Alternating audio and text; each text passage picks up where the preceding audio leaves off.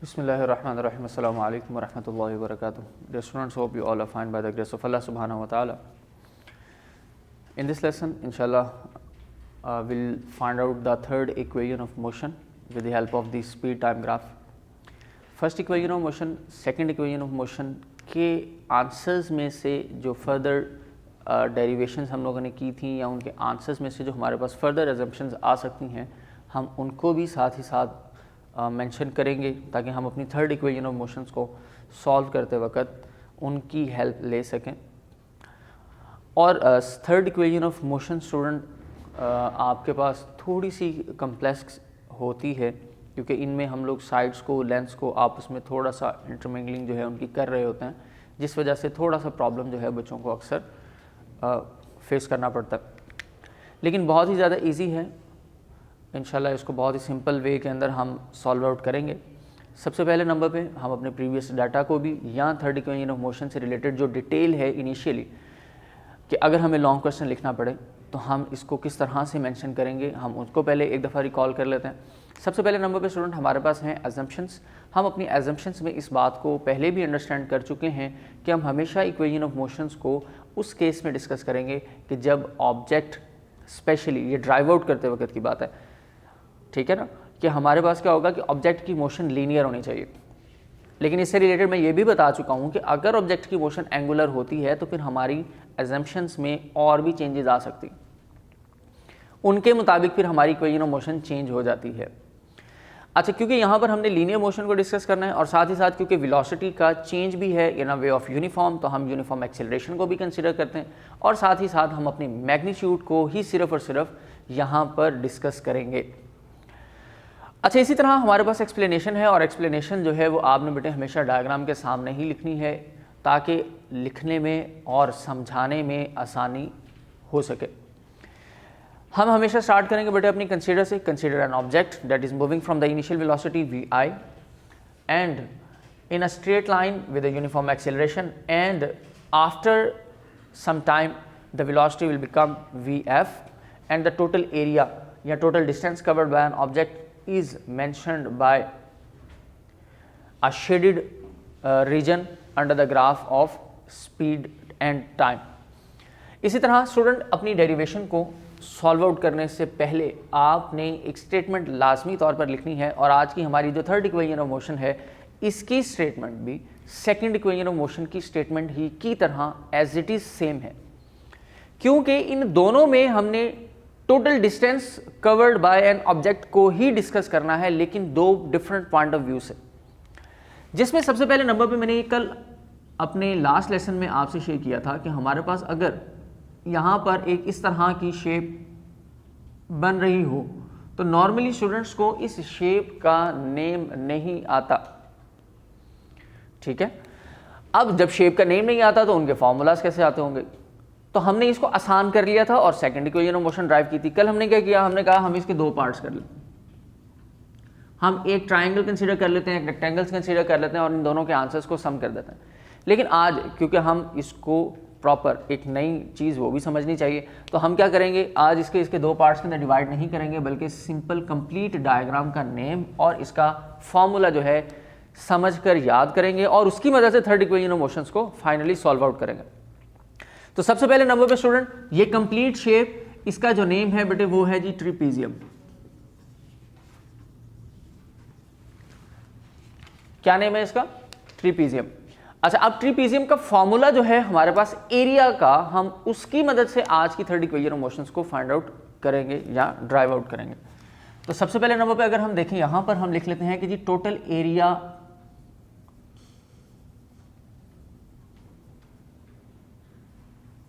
of OABD is equal to the area of trapezium। अब ये जो टोटल एरिया OABD है this can be represented by S, distance travelled को show कर रहा होता है इस वजह से, और एरिया ऑफ ट्रिपीजियम का फॉर्मूला हमारे पास बेटे ये होता है sum of parallel sides divided by 2 and multiply by height या लेंथ।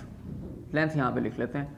क्योंकि नॉर्मली पैरेलल साइड्स हमारे पास हाइट की फॉर्म में ही आती हैं, तो हम यहाँ पर लेंथ को लिख लेते हैं। यानी आपने हमेशा जब ट्रिपीजियम को या यूज़ करना है, उसके एरिया को फाइंड आउट करना है, तो आपने देखना है कि उसकी पैरेलल साइड्स आपके पास वर्टिकल हैं या हॉरिजेंटल हैं। अगर हॉरिजेंटल होंगी तो वो दोनों लेंथ कंसीडर हो जाएंगी, दोनों आपके पास वर्टिकल होंगी तो दोनों हाइट कंसीडर होंगी। तो यहाँ पर हमारे पास ये पैरेलल साइड हैं, एक हाइट ज़्यादा है एक हाइट कम है, सिर्फ ये हमारे पास डिफरेंस यहाँ पर आ रहा है। क्लियर? अच्छा, सेकेंडली ये चीज़ एक बच जाती है हमारे पास, इसको हमने कंसीडर कर लिया लेंथ के साथ जो हम मल्टीप्लाई करेंगे, और ये वाली जो साइड है इस साइड को क्योंकि ये हाफ यानी कि एक स्लोप को शो कर रही होती है, तो इसके लिए हमेशा 1/2 यूज़ करते हैं, वो हमने यहाँ पर ऑलरेडी मेंशन कर लिया। तो इस अंदाज के अंदर हम जो ट्रिपीजियम का एरिया है उसको फाइंड आउट करेंगे। अच्छा, अब हम इनके नेम अगर सब्स्टिट्यूट कर दें with the help of line, तो हमारे पास student sum of parallel side में इस शेप की तरफ ग्राफ पर अगर हम आए तो OA is the first side, parallel sides में से उसने कहा sum of parallel sides OA plus sum लेना है पैरेलल साइड्स का। दूसरी साइड कौन सी है?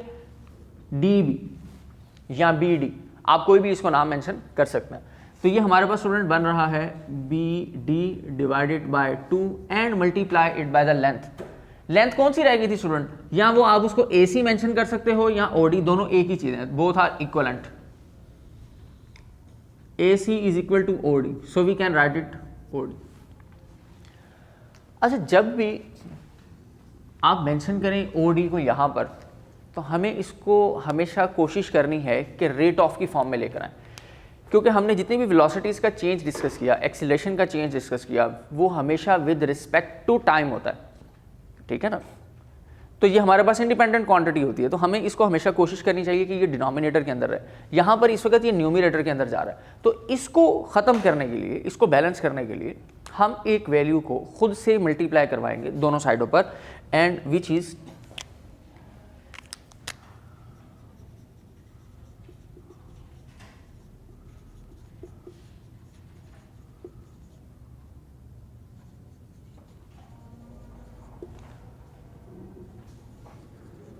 On both side of equation BC over OD। इस चीज को स्टूडेंट हमने हमेशा क्या करना है? मल्टीप्लाई करवाना।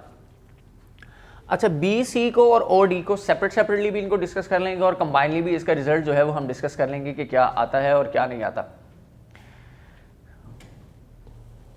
अच्छा, दूसरी बात, यहां पर जब हम S के साथ इसको मल्टीप्लाई करवाते हैं तो ये हमारे पास बनेगा BC ओवर OD, और दूसरी साइड पर अगर मल्टीप्लाई करवाएं तो ये बनेगा OA plus BD over 2 multiply by OD multiply by BC and OD।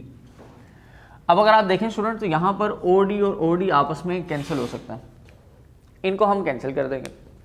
अब हमें यहाँ पर ये दो तरफ वैल्यूज आ रही हैं, एक है BC ओवर OD और एक है BC, इनको भी हम समझ लें कि ये हमारे पास किसके इक्विवेलेंट हैं। तो ये चीज़ याद रखें कि BC की जो वैल्यू है वो हमारे पास मेंशन है बेटे AT के इक्वल। किसके इक्वल है? AT के इक्वल। तो अगर हमने BC ओवर OD करना हो तो फिर किसके इक्वल हो जाएगा? ये देख लेते हैं। फॉर एग्जांपल आसान अंदाज के अंदर S इंटू BC किसके इक्वल आया? AT। OD किसके इक्वल? T के। OA VI प्लस BD किसके इक्वल था स्टूडेंट? यहां से लेकर यहां तक, यानी स्टार्ट से लेकर एंड तक, this is final over 2 multiply by BC किसके इक्वल आया? AT के equal. Now let's see, T is cancel with the T, यहां 2 डिनोमिनेटर में है, कोशिश करके इसको साइड पर मल्टीप्लाई करवाएंगे तो ये बन जाएगा 2AS अरेंज करके लिख लिया।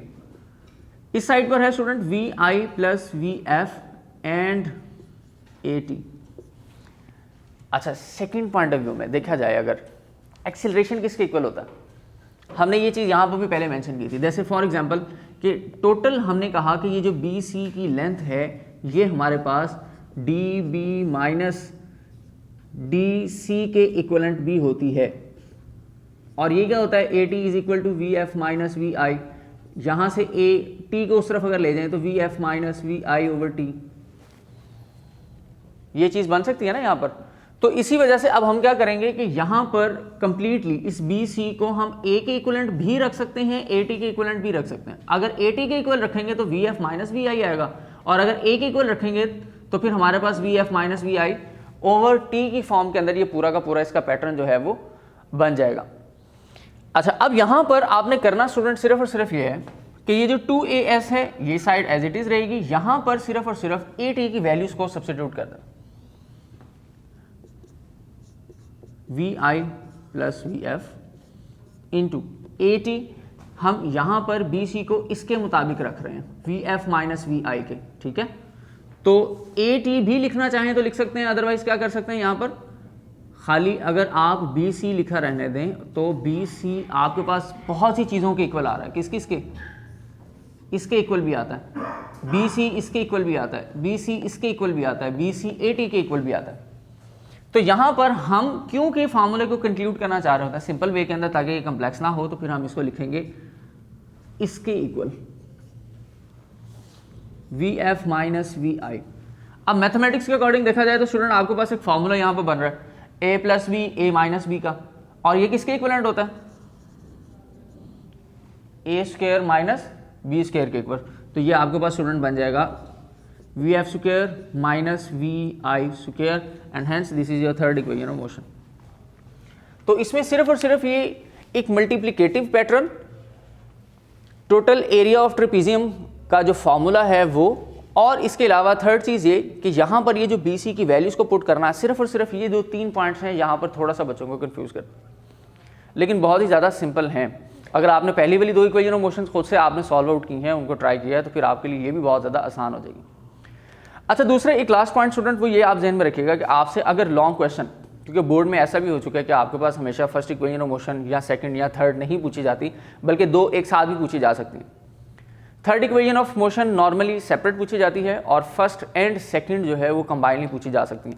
तो अगर कभी फर्स्ट और सेकंड या सेकंड और थर्ड कोई भी 2 कंबाइनिंग फॉर्म के अंदर आपके पास अगर आ जाए क्वेश्चन पेपर के अंदर, तो आपने 2 दफ़ा से एक्सप्लेनेशन, 2 दफ़ा से एजम्पशंस या डायग्राम भी 2 दफ़ा नहीं बनानी। आप एक ही दफ़ा एजम्पशन लिखेंगे, एक ही दफ़ा एक्सप्लेनेशन लिखेंगे, डायग्राम भी एक ही दफ़ा बनाएंगे, हेडिंग देंगे first equation of motion derivation, second equation of motion derivation, and that's it. इस तरह से आप अपने इस लॉन्ग क्वेश्चन को कंप्लीट करेंगे। नेक्स्ट लेक्चर तक के लिए बेटे इजाज़त दें, अल्लाह हाफ़िज़।